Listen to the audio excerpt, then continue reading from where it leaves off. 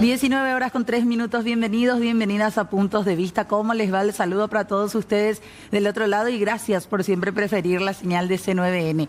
Arrancamos una nueva semana, feliz inicio para todos ustedes, para todo el equipo también que hace parte que nosotros podamos llegar hasta sus hogares con esta señal. Hoy, día 3 de febrero, estamos recordando y hablando bastante ya desde temprano de todo lo que representa esta historia o esta fecha en la historia de nuestro país. El 2 y 3 de febrero, la caída de la dictadura estronista en el Paraguay. Cómo marcó esto a la sociedad paraguaya, cómo marca también a nivel político, social, nuestra vida misma, el proceso tan largo de todavía transición a la democracia y un reclamo también valedero de excombatientes de esas fechas. Así que queremos abordar esto con varios invitados que ya nos acompañan en esta tarde-noche y sin más preámbulos los saludamos a todos ellos. Quiero arrancar en este caso con Dante Leguizamón, secretario de la CODEUPI, que nos acompaña aquí. ¿Cómo le va, Dante? Gracias por venir. No, muchísimas gracias. Un gusto estar compartiendo con ustedes. Gracias, gracias. También nos acompaña Carlos Pérez Cáceres, él es periodista. ¿Cómo le va? Gracias por venir, Muy Carlos. Bien, muchas gracias por la invitación. Gracias. Un placer. Y también Víctor Colmán, él es presidente de los excombatientes del 89. Don Víctor, ¿cómo le va? Asimismo, muy buenas tardes a los invitados también y muchas gracias por la invitación. Usted era soldado en esa época. Sí. ¿Y qué, a 36 años, qué recuerda, o el famoso, qué recuerda a cada uno, ¿verdad?, de esta fecha y de aquellos momentos? Y realmente emociones encontradas siempre. Hay muchos recuerdos así volátiles, pero siempre en esta fecha la emoción invade nuestro pensar de todos los soldados que estuvimos expuestos aquella noche. Y siempre emociones encontradas, tristeza por lo que habíamos visto, ¿verdad?, de nuestros compatriotas caídos y esas cosas. ¿En qué arma usted estaba haciendo? En la caballería yo estaba, en Cerrito Chaco, en el RCB2 Coronel Felipe Toledo, comandado por el coronel Pedro Concepción de la Cruz Ocampos en aquella época. ¿Y qué recuerda de esa madrugada, de esa noche? Y nosotros un mes antes, 22 días antes aproximadamente, volvimos a intensificar otra vez los preparativos para combate, ¿verdad? Era algo anormal para nosotros eso, era extraño, pero sí lo hacíamos. Hacíamos ejercicios físicos de madrugada y al amanecer los ejercicios tácticos, más o menos básicamente lo que se necesitaría, ¿verdad? Y también nos trabajaban psicológicamente por las noches, y hablábamos de muchas cosas, ¿verdad? De muertes, y quién sabe matar una gallina, por ejemplo. ¿Quién aguantaría ver sangre y esas cosas? Estudiaban por nosotros, ¿verdad? También, pero nosotros no sabíamos a qué estábamos preparándonos. ¿Con cuánto tiempo de antelación más o menos ustedes empezaron a ver eso? Y aproximadamente 22 días o un mes. No estoy muy seguro, pero esa fue más o menos la cantidad de días que empezó todo. Y después llegó el día, a más que transcurría, ¿verdad?, el tiempo, había más nerviosismo en la unidad. Eso es lo que a mí me llamó mucho la atención. Pero no recibieron en ningún momento una explicación así tal cual de lo que iba a pasar. No recibíamos porque nosotros estábamos en el último eslabón de la cadena de mando. Claro. Simplemente teníamos que obedecer lo que se nos ordenaba. No había explicación alguna que se nos tenía que dar. A lo mejor, ¿verdad?, los oficiales superiores, subalternos, hasta por ahí sabía algo, ¿verdad? ¿Y cuántos años usted tenía? Yo tenía 17 años. 17 años. A 36 años, Dante, señor Carlos, lo que tiene que ver con la transición a la democracia, ¿cómo la están viendo después de aquella fecha? Desde la CODEUPI venimos haciendo como un análisis muy importante sobre el proceso de transición democrática.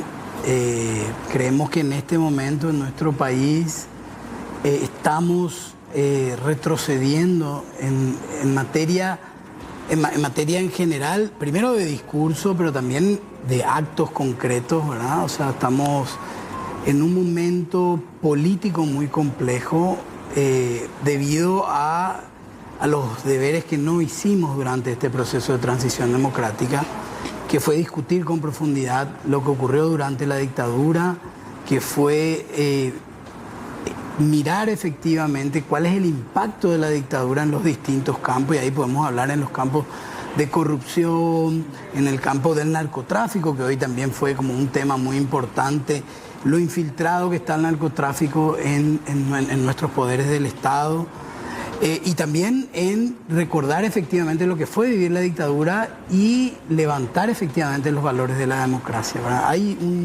Estamos en un momento de relativización del discurso de la democracia, del discurso de los derechos humanos, y eso desde los actores principales del gobierno. Y esa es una preocupación muy importante a 36 años de la caída de la dictadura.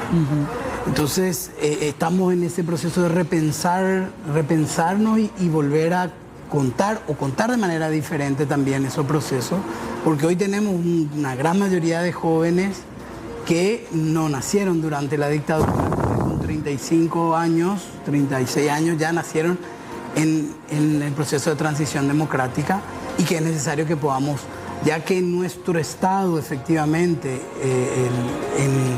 en los currículums de educación no se ha metido, no se ha debatido efectivamente sobre esos temas, estamos en ese proceso de empujar esas discusiones y de poder contar lo que ocurrió para que hechos como lo que ocurrió en la dictadura no vuelvan a pasar. ¿Por qué cuesta tanto incluir esto dentro de la educación? Estamos totalmente rezagados en ese aspecto. Es como que hay un corte allí dentro de la materia misma, ¿verdad? Cuando hablamos de la historia paraguaya en las escuelas, colegios.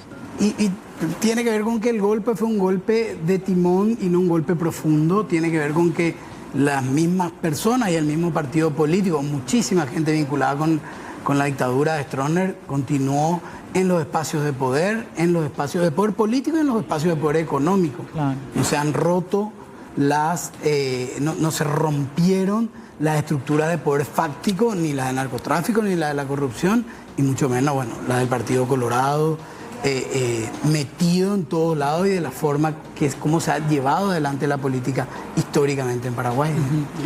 Carlos, usted tiene varios libros publicados sobre memoria, sobre todo lo que tiene que ver con el estronismo también, ¿verdad? Sí, hay 3 tomos que son entrevistas a los protagonistas, ¿verdad?, de todo el proceso de lucha contra la dictadura. Dirigentes obreros, dirigentes de la izquierda, dirigentes de los partidos tradicionales, estudiantiles, donde se trata de incluir un poco esa mirada que normalmente la historia tradicional nunca le dio ningún espacio, ¿verdad? Claro.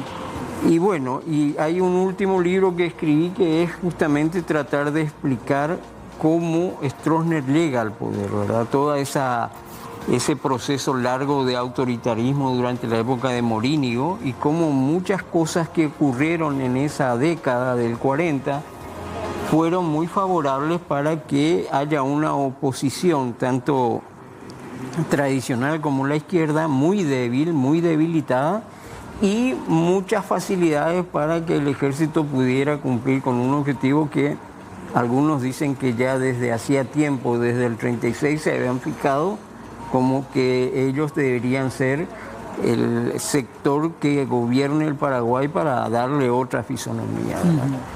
Pero en estos libros lo que yo trato un poco de incluir es a aquellos otros protagonistas, ¿verdad? Y todo el proceso de violaciones, así como estaba explicando antes, de las violaciones a los derechos humanos.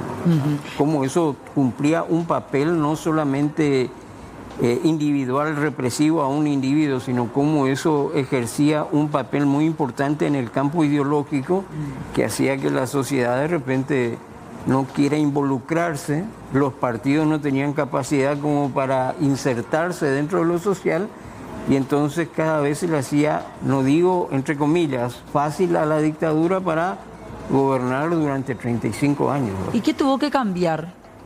Y en realidad yo creo que muchas cosas no cambiaron, así en el mismo tenor que Dante. Yo creo que nos equivocamos cuando decimos transición democrática, porque en realidad desde esa idea más generalizada de lo democrático acá no se tuvo, así como dice Dante, siguió el mismo partido, siguieron los mismos personajes, siguió la misma estructura, siguió la misma clase dominante con un rostro a lo mejor diferente, pero todo ese poder siguió en función a los intereses de defender los intereses de una clase social que perdura hasta hoy día. Y los partidos políticos, esta ya es una opinión mía, Claro.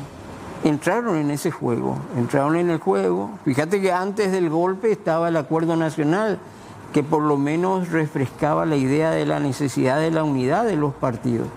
Apenas se produce el golpe, entran los dirigentes partidarios a coquetear pensando de que podrían ganarle al Partido Colorado, cosa que, excepto durante la experiencia de Lugo, nunca se logró eso, ¿verdad? Claro. Entonces continuó todo igual. Y retrotrayendo nomás la historia, ¿qué tuvo que cambiar en ese 2 y 3 de febrero o un tiempo antes para que se dé la caída de la dictadura?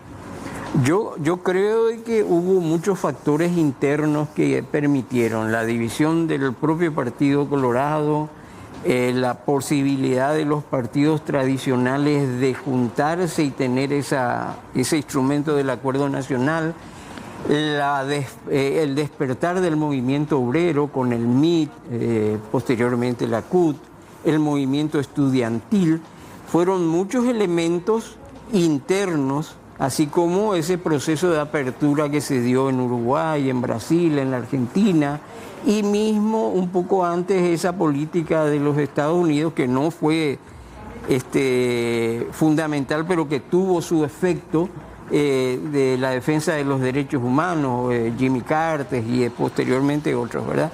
Fue una conjunción de elementos que, si bien yo por lo menos creo ni veía ni soñaba que se iba a dar el golpe, que ahora mucha gente dice yo ya sabía una semana antes o 10 días antes, no sé. Bueno, para mí era una cosa sorprendente poder estar esa madrugada con un grupo de amigos tomando cerveza y escuchando algunas radios, sí, y festejando de entrada lo que se soñó no solamente en nuestra generación, sino muchas otras generaciones. Pero esa conjunción de elementos, de factores internos más lo externo, hizo posible algo que parecía imposible desde mi óptica, ¿verdad? Claro. ¿Y se puede contabilizar cuántas personas, cuántos camaradas de ustedes perdieron la vida? Porque creo que eso es una cuestión que nunca se terminó de aclarar, ¿verdad? No. En realidad nunca se tocó ese tema. El Estado paraguayo ni ningún gobierno nunca dio una explicación, por lo menos en cuanto a los números, ¿verdad? Sí figura en el Panteón de los Héroes una cantidad de 41 fallecidos. Eso es lo que oficialmente tenemos. Sí. Y después, por conversaciones con camaradas, ¿verdad?, sostenemos que podría haber más muertos. El problema que tenemos aquí es que nadie tampoco se aparece y reclama ningún fallecido, ningún familiar desaparecido. Y por eso nos mantenemos en ese 41 fallecidos nosotros. Pero eso también es importante para un Estado, un momento tan histórico, ¿verdad? Llegar a sacar esas cuentas claras también, Dante, ¿no? Sí, totalmente. Es responsabilidad del Estado poder ser suficientemente transparente con relación a lo que ocurrió efectivamente en el golpe. Hablábamos que de esos 41, aproximadamente 30 son soldados recién antes de empezar el programa. Y 11 aproximadamente civiles, digamos, ¿verdad? Pero sí, por supuesto que es responsabilidad del Estado tener eso bastante bien registrado, ¿verdad? Y bueno, el Estado no ha hecho, como bien dice, los deberes para mostrar, porque nos quedamos un poco en lo que nos, entre comillas, nos satisfizo en general, que fue que lo hayan echado al general, digamos, el Stroessner, al dictador. Como lo echan al dictador, entonces nos subimos al carro, por decirlo, de la victoria, y eso también hizo que, como bien decía también Carlos, en algunos momentos nos pudimos haber equivocado en la construcción o en la reconstrucción, digamos. El caso de Paraguay, Carlos me va a corregir, es bastante atípico a nivel internacional, porque es cuando gana el mismo partido que estaba gobernando, después de un golpe de Estado, sigue gobernando el mismo partido, claro, digamos, ¿verdad? Eso entiendo que no ha ocurrido a nivel latinoamericano, al menos, ¿verdad? Yo no tengo toda la línea, pero Carlos nos puede ayudar. Y es realmente es significativo, digamos, ¿verdad? Claro. Porque sí. Porque aparte también Paraguay tiene otra particularidad, primero, la dictadura duró 35 años, ¿verdad? Y segundo, la dictadura militar estaba basada en un partido político, digamos, ¿verdad? Algo que también es relativamente diferencial a las otras experiencias, por lo menos del sur-sur, podríamos decir, ¿verdad? Entonces, en esas paradojas ocurrió que el Partido Colorado siga gobernando, y sigue ocurriendo que se siguen relativizando las violaciones de derechos humanos gravísimas que ocurrieron durante la dictadura, cuando hablamos de desaparecidos, cuando hablamos de personas torturadas, exiliadas, de familias destruidas. Eso es muy, no sé si llamativa es la palabra correcta, pero hasta triste me atrevería a decir, porque se relativiza mucho y hasta se compara con otras cuestiones de acciones del propio gobierno. No, muchas obras, no, seguridad, había esto. Y como que se deja completamente de lado hasta hoy día. Se naturaliza lo que ocurrió del otro lado o simplemente se invisibilizan esas violaciones de los derechos humanos. Pero esa es la intención. Pero no es algo cultural también. Yo creo que hay una bastante intencionalidad hacia relativizar eso y fortalecer otros discursos, porque son lo mismo los que están gobernando, porque son muchos de los que se beneficiaron económicamente con tierras o con dinero o con negocios y siguen comandando, digamos, grupos de poder. Les conviene ese discurso de relativizar solamente una parte, sin analizar que el impacto de la dictadura, independientemente de lo grave de las violaciones de derechos humanos, las causas, el tema de la corrupción es herencia de la dictadura. El prebendarismo con el que se manejan los derechos, o sea, la gente para acceder a derechos tiene que recurrir al presidente de la seccional de su sector para lograr un ataúd, para lograr derechos, para lograr una cama en un hospital. Sí. Y esa es una forma específica de hacer política prebendaria. ¿Para qué? Para seguir manteniendo el poder. Entonces, romper con esa lógica prebendaria de corrupción y prebendaria es lo que no quieren las personas que siguen gobernando hoy, digamos. Entonces, eso es de alguna manera lo que hace que siga siendo interesante que no se discutan estos temas. ¿No? Claro. Carlos, lo que decíamos, ¿verdad? Fue muy raro también ver cómo, mientras en otros países se cambia de signo político después de un proceso de dictadura así tan largo y tan angustioso con tantas víctimas de por medio, acá hicimos todo lo contrario. Todo lo contrario, sí. Fíjate que no solamente continuó el partido, sino continuaron los mismos personajes que un día antes a lo mejor estaban pidiendo hurras por Stroessner, ¿verdad? Pero a mí me parece que nosotros nos equivocamos en la manera de encarar los análisis cuando hablamos de la dictadura. Siempre también nosotros enfocamos, sin tener mucha información, como que la dictadura se dedicó exclusivamente a violar los derechos humanos y nada más.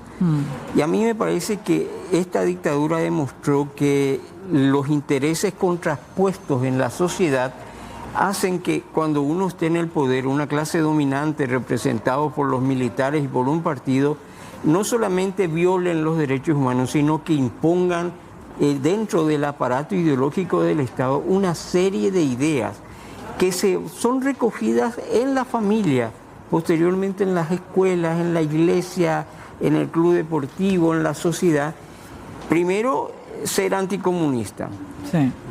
Eso entraba, pero así como agua en mi casa cuando llueve, ¿verdad? Así.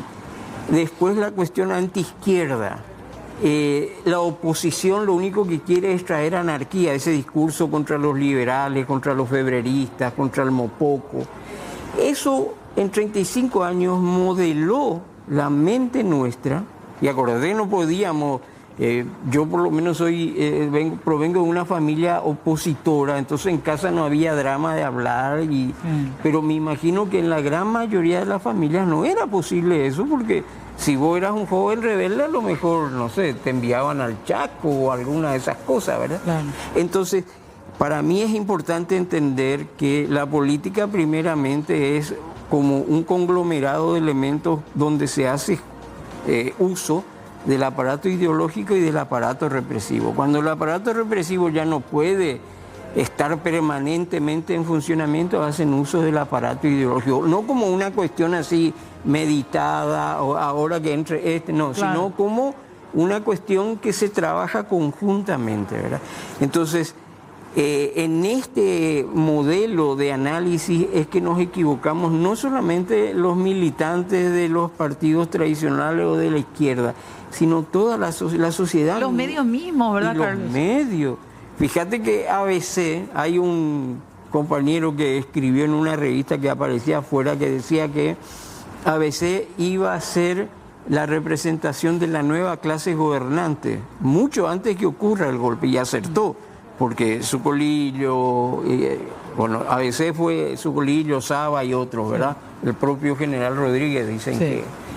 Pero los medios no te daban casi espacio hasta más o menos 3 o 4 años antes de que caiga la dictadura, no daban espacio a una oposición progresista, te voy a decir, ¿verdad? Porque los partidos tradicionales tenían sus propios medios a lo mejor, pero no salían de un análisis así que era, bueno, esperemos las próximas elecciones, protestemos por estas violencias. Y en cambio los sectores progresistas buscaban el nexo con la sociedad, con el movimiento obrero, con el movimiento campesino, con el movimiento estudiantil. Los intelectuales cumplieron un papel muy importante, pero la prensa fue un sostén de la dictadura durante muchísimo tiempo. Posteriormente tuvo sus crisis, ¿verdad? Que eso se reflejó con el cierre de ABC y con el cierre de otros medios, ¿verdad? Pero la suspensión de Última Hora y de Diario de Noticias creo que era. Pero en líneas generales, esos periódicos llegaban a las casas nuestras con un mensaje que era favorable a que no hagamos quilombo. Claro. Fíjate que a veces, esto es lo último que digo, a veces en 1969, cuando vino Rockefeller y que la gente salió a la calle, hizo un editorial diciendo cuidemos la paz, plena defensa de la dictadura. Y además de eso también post dictadura creo que nos quedamos, como decías, con ese discurso nada más de un lado de la historia, y no hablamos también de esos abordajes que quizás se hacían y que hasta quedaron en la sociedad paraguaya como un pensamiento a través de ese temor, ese jaque de la izquierda, del comunismo. Es algo que permanece incluso hasta ahora. Claro. Y hasta se ve afianzado en estos últimos tiempos también por las líneas de las corrientes que van apareciendo en Sudamérica. Sí, totalmente. Sigue siendo funcional ese discurso. Sigue siendo funcional el discurso plano y el discurso sencillo de van por los derechos o por mis niños, sin poder profundizar. Porque de vuelta eso tiene la intencionalidad de que nosotros no miremos críticamente la realidad, digamos, y nos han preparado, entre comillas, porque nuestro sistema educativo nos prepara para no ser críticos, nos prepara para no profundizar la mirada, y si no profundizamos siquiera la mirada con relación a nuestra historia reciente, tan dura como es la historia de la dictadura y que nos dejó un Estado funcional a sus intereses, si no podemos profundizar ahí, profundizar sobre derechos humanos, profundizar sobre diversidades, profundizar sobre esos temas, cuesta muchísimo más, digamos. Claro. Cuesta muchísimo. Y en el ámbito castrense, después de la caída, ¿cómo se tomaban estos temas, Víctor? En realidad sería muy difícil responderte todo eso, ya que, como sabes, yo era apenas un soldado más en las Fuerzas Armadas, pero sí, solía escuchar, ¿verdad? Comentarios, solía ver, observaba algunos movimientos, ¿verdad? Y totalmente de acuerdo con estos señores que están diciendo, no desapareció absolutamente nada. No. Todo siguió siendo igual en las Fuerzas Armadas, funcionaba todo el mediatismo, algo así. Todo seguía igual, era igual, no cambió absolutamente nada. ¿Usted hasta qué año estuvo? Y yo estuve desde el 88, septiembre del 88, hasta septiembre del 89. Yo tenía 6 meses cuando se llevó a cabo el golpe militar. Y había varios compañeros también que estuvieron en esa época con los que todavía tienen contacto hasta ahora. Ahora estamos aglutinados en asociación, estamos 940 y entre ellos todos los compañeros o los camaradas que estuvieron conmigo estamos en contacto. De hecho, acá en piso están 2 que fueron tanquistas también, del mismo pelotón de la caballería del RCD2, están 2 conmigo acá ahora. ¿Cómo se vivieron esas horas posteriores, el 3, el 4 de febrero? Con mucha tensión, con mucho miedo, muchos habladurías, que vendrían mercenarios contratados por Stroessner desde Brasil, que la artillería se movería otra vez, los tanques que no descansaban iban y venían en Cerrito Chaco y venían a quedarse apostados en el primer cuerpo de ejército por muchísimos días, tal vez meses, ni se dormían en los cuarteles. Estábamos siempre con el miedo, con el jaque y con las órdenes de estar alerta, y nos conformábamos en pelotones, hacíamos retenes, cubríamos todo el perímetro de las unidades. O sea, no fue felicidad posterior, fue el fue temor felicidad. constante.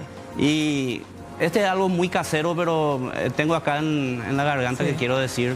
Pensábamos que nuestra calidad de vida iba a mejorar, nuestra calidad de alimentación, y eso duró apenas 2-3 días. Después ya todo fue igual. Dentro de la propia fuerza. Dentro de la propia Fuerza Armada, en el trato con los soldados.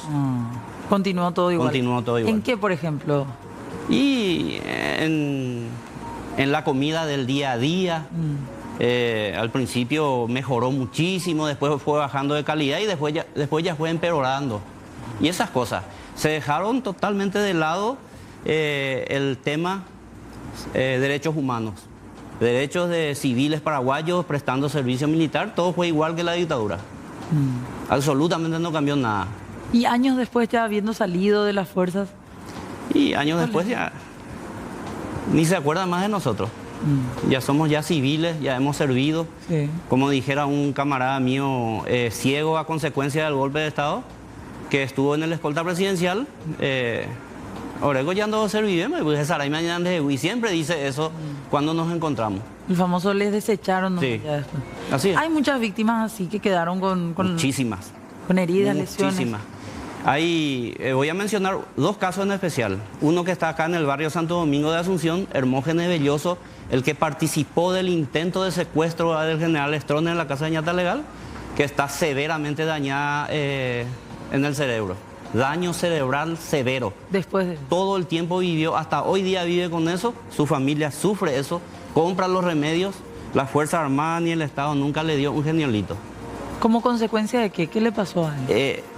Eso no sabría decirte técnicamente, pero estuvo en la ráfaga de ametralladas que hubo cuando los soldados de la escolta cubrían la retirada de Stroessner y los de la caballería entraban sin saber que Stroessner ya no estaba más ahí, y empezó una balacera. Ahí creo que hubo 2 muertos. Sí. Y entre ellos, él, según la psicóloga Graciela Cuellar, fue por el susto. Daño cerebral severo tiene. Es una criatura. Nunca, y además era futbolista, jugaba bien al fútbol, jugaba en el Club Nacional y fue arreado en contra de su voluntad. Gente que quedó ciega, me decías también. Sí, Juan Carlos Almada de la ciudad de Upané. Ciego a consecuencia de refilones de bala. ¿Y otro tipo de daños que sufrieron, cuáles fueron? Y hay muchos heridos en la pierna, muchos con platino, y el daño psicológico que no se ve, pero que absolutamente podría decirte que hasta yo lo tengo. ¿En qué sentido, por ejemplo? Y cuando llegas a estas fechas, las emociones, el nerviosismo, muchos tenemos eso. Es una cuestión que casi no se habla en la sociedad. No se habla. Yo creo que si se hiciera una investigación o un trabajo psicológico entre todos, saldría a la luz la verdad, pero así simplemente es difícil de demostrar. Y muchas víctimas colaterales, ni que decir también las familias. Sí, ¿verdad? las familias, las madres que perdieron sus hijos.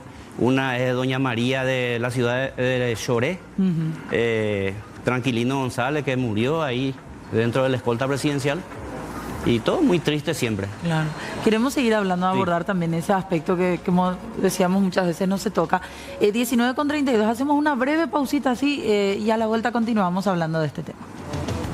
19:37, seguimos aquí en Puntos de Vista. Estamos hablando de la caída de la dictadura en esta fecha sumamente importante para toda la sociedad paraguaya. 36 años han pasado de aquella gesta del 2 y 3 de febrero del 1989. Y estábamos hablando aquí con el señor Víctor Colmán. Él es de la Asociación de Excombatientes, está en representación de ellos. Y queríamos contar un poquito también qué es lo que está pasando a estas alturas con la ley. Ustedes ya tienen una ley para ser indemnizados, ¿no? Sí, tenemos una ley aprobada, promulgada ya por el presidente de la República y también reglamentada. Voy a comentar que el reglamento es bastante claro, a nosotros nos convence, Sí. pero es muy dilatador el tema. Dilatan demasiado y a mí me gustaría que el poder administrador, el comandante en jefe, se decida y acelere un poco más el tema. Hay camaradas que ya no pueden esperar, hay camaradas que ya están muy necesitados, como te mencionaba lo de Hermógenes, que tantos años ya su madre, que es viuda, ha sufrido, ¿verdad?, las consecuencias de lo que le sucedió a nuestro camarada y el camarada ciego y varios más.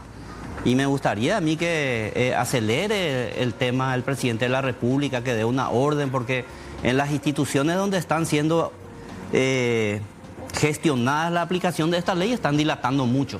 ¿Cómo es el proceso? Y el proceso es que son sencillos los documentos que nos piden.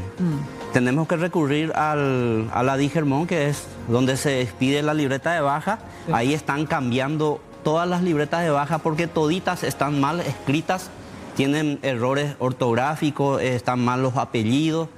Y entonces ese proceso es muy lento. Pero ya hay muchos camaradas que ya han terminado sus trámites, ya han hecho mesa de entrada en el Ministerio de Defensa, y yo considero que el Ministerio de Defensa, en el reglamento está claro, tiene sus plazos.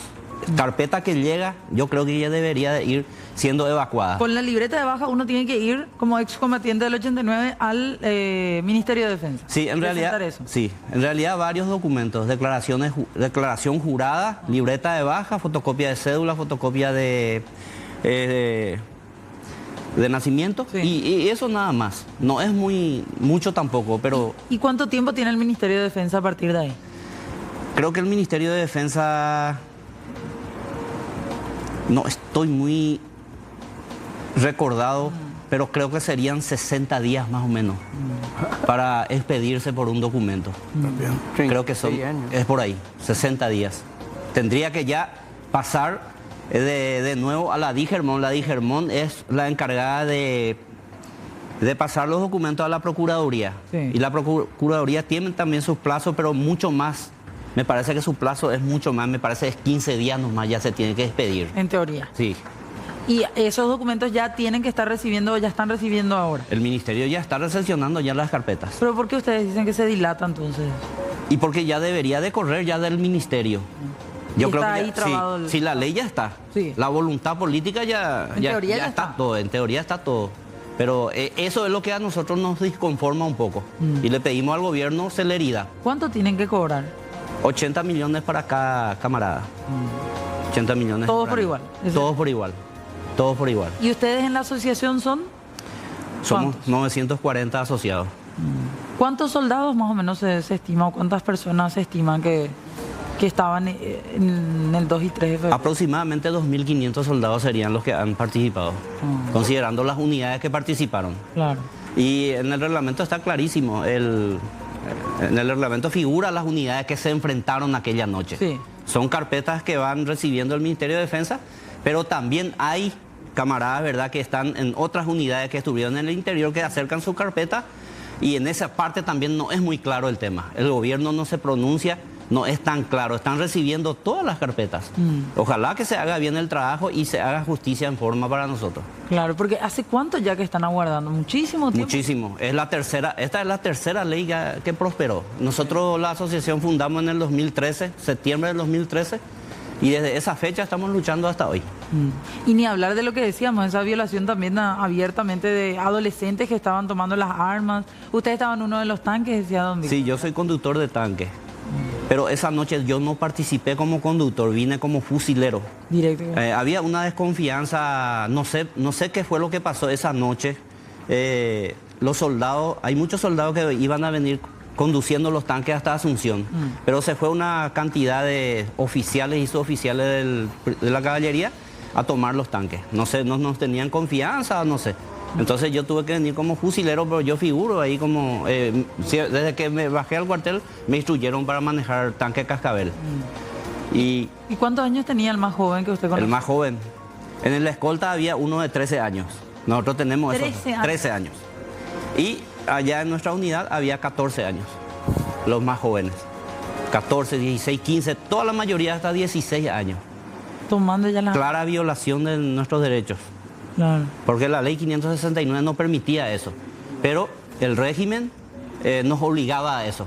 No te escapaba. O te arreaban o te vas por tu propio medio, pero inducido por esa presión que ejercía el la dictadura. Claro, que es también algo, ¿verdad?, de lo que no se menciona demasiado, de la cantidad de niños que se vieron afectados también en sus derechos. Sí, hoy justo estaba viendo una de las publicaciones de una organización que trabaja derechos de la infancia y la adolescencia, la CEDIA, y que trae algo que realmente muchos no nos planteamos, ¿verdad? Es que los niños y las niñas han sido víctimas gravísimas de la dictadura, y no solo soldados que de 14 o 13 y 17 años que han participado del golpe, sino también muchísimos que quedaron huérfanos o inclusive personas que fueron detenidas siendo niñas y niños durante los procesos de represión de la dictadura, ¿verdad? Sí. O sea, realmente visibilizar también un poco de lo que decía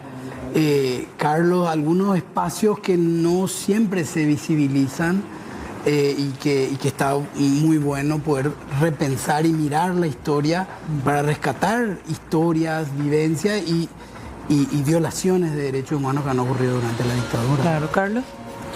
Claro, no, coincido plenamente. Esto de visibilizar, fíjate que preguntaba sobre por qué todavía el Ministerio de Educación no da lugar a... Hay como varios intentos en libros, te voy a decir, gente que escribió, y sin embargo no se da posibilidades para que uno pueda de repente poder mostrar otras ideas, otras imágenes de lo que fue la dictadura, porque yo creo que de alguna manera esa idea de Stroessner asesino y todo está como otra vez muy naturalizada, como decías vos, y hay que mostrar los efectos, por qué, cómo, dónde, cuándo.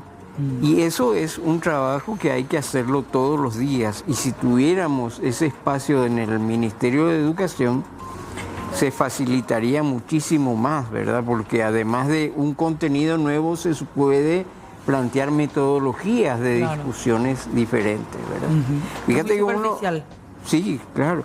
Uno de los elementos que siempre jugó en contra de la participación de la gente es que desde la década del 30, para facilitar fechas, hasta la caída de Stroessner, el debate, la discusión no fue un elemento que sea utilizado por los partidos y por la sociedad. Queda todo así, no hagamos quilombo, no hagamos problemas, qué sé yo, vas a entrar vos como diputado, tranquilo, listo. Y eso hace que hoy en día, cuando nos planteamos algún debate o alguna discusión, de repente se toma como que es algo personal, ¿verdad? Y ese es un aspecto, la falta de debate, la falta de publicaciones donde se critique, la falta de tener un sentido crítico de lo que uno hace, ¿verdad? Y eso no va solamente para el poder dominante, sino también para la oposición. En la izquierda hay, y en los partidos tradicionales, muchas experiencias en que los jóvenes que venían con un discurso diferente eran expulsados. Pero creo que eso se mantiene lastimosamente hasta ahora, ¿verdad? Esa falta, ¿cómo hacer frente a esa falta de pensamiento crítico que parte desde la educación hasta el día a día? Es como que algo que quedó una herencia tan nefasta de esa época. Sí, quedó. Yo creo que quedó, y más ahora en que, exagerando, ¿verdad? Y que no se tome mal esto que voy a decir, hacemos una militancia desde internet, desde los medios estos, ¿verdad? Entonces, qué sé yo invito a un acto, aparecen 5, 10 y bueno, nos volvemos. Antes no era así, pero antes había una mayor inserción en los pocos espacios en que uno podía hacer un trabajo, había mayor complementación. Ahora no. Ahora es todo por internet y la gente responde bien o mal, no sé, pero no existe ese contacto permanente personal que te permita a vos evaluar cómo estás haciendo tu trabajo. Claro, para ir cerrando brevemente, una pregunta le quiero hacer a cada uno, la misma. ¿Estamos rumbo a una nueva dictadura? ¿A nuevas formas de dictaduras? Yo creo que sí, yo creo que se utiliza todos los aparatos disponibles por parte del sector dominante, el gobierno, para no caer en esa imagen de las represiones, las muertes, los desaparecidos, pero hacer que todo vuelva a ser funcional al sistema. Entonces, te hablan de leyes, te hablan los casos de los retrasos en el cumplimiento de leyes. Entonces, para mí, estamos yendo hacia una dictadura, entre comillas, legalista, pero que cumple un papel justamente de no responder a los intereses del pueblo. ¿Dan? Sí, yo creo que sobre todo este gobierno que ahora ha asumido ha mostrado claramente la intencionalidad de llevar adelante medidas totalitarias y sin discusión. O sea, tenemos un parlamento que no debate, que no discute, tenemos medidas impuestas sin la discusión con los propios afectados de las leyes. O sea, el ejemplo más, podríamos decir, más significativo es la reciente ley que igualó las habilitaciones sin hablar con sus propios intendentes, podríamos decir, ¿verdad? El mismo signo y todo. Pero digo, esa es la política del gobierno desde que asumió el 15 de agosto del 2023. No debatimos nada, acá hay una agenda que hay que imponer y tenemos un parlamento que no debate, digamos, entonces, y que no se cuestiona, por ejemplo, cosas como lo que ocurrió hoy, digamos, ¿verdad? O sea, tenemos personas como Enrico Galeano o teníamos personas como Lalo Gómez en el Congreso sin que no ocurra nada, o como Orlando Arévalo, digamos, ¿verdad? Y los caminos y las medidas claramente nos muestran medidas totalitarias y vamos hacia el resquebrajamiento de lo poco que hemos podido construir la democracia en nuestro país. Estos años. Y del otro lado, la dictadura de la burocracia, ¿verdad? Que es la que ustedes Totalmente. están pasando. Sí, yo creo que tenemos cientos de kilómetros adentro ya adentrado a la dictadura. El principal es la dictadura. ¿En la actualidad? En la actualidad. ¿Lo principal es en qué decían? Lo principal es la dictadura económica que tenemos. Y después, acá el ejemplo ya lo dieron estos dos señores anteriormente. Por esa razón yo digo que estamos varios kilómetros adentrados ya. Pero seguramente nos faltarán pechos de murallas en el futuro. Claro. Eso es lo que yo pienso. Totalmente. Bueno, muchísimas gracias a los tres por venir. Realmente es muy enriquecedor hablar con gente que conoce tanto del tema, así que les agradecemos muchísimo a los tres. No, muchas gracias. Gracias a vos. Gracias. Tenemos que hacer una pausa, ya volvemos. Ya a minutos nada más del cierre de Puntos de Vista, queremos compartir con ustedes esta información después de todo el revuelo que se ha generado en la jornada tras descubrirse los avances en torno al caso Lalo Gómez, los audios, mensajes, conversaciones que había tenido él con agentes fiscales y que nuevamente salpica todo lo que tiene que ver con hechos de corrupción dentro del jurado de enjuiciamiento de magistrados, al diputado Orlando Arévalo, a la fiscal Katia Huemura, a Sadi López y a Estela Maricano. Ya desde la Fiscalía General del Estado han conformado un equipo de trabajo de agentes fiscales que intervendrán en este caso a partir de datos obtenidos de la extracción de datos contenidos en el dispositivo móvil perteneciente al exdiputado Eulalio Lalo Gómez y la denuncia que hacía el juez penal especializado contra el crimen organizado Osmar Legal. El fiscal general del Estado Emiliano Rolón dispuso la apertura de una causa penal para que este equipo de fiscales investigue estos hechos. Específicamente los agentes fiscales de la Unidad de Delitos Económicos y Anticorrupción Francisco Cabrera, María Verónica Valdés y Néstor Coronel, bajo la coordinación de la fiscal adjunta María Soledad Machuca, son quienes intervendrán en estos casos y ejercerán la acción penal de la causa con las atribuciones propias del cargo, es lo que reza parte del documento de la resolución ya que ha emitido en el transcurso de esta tarde el fiscal general del Estado Emiliano Rolón. Ya incluso hablan también en el ámbito político directamente de la presentación de un libelo acusatorio contra el diputado Orlando Arévalo.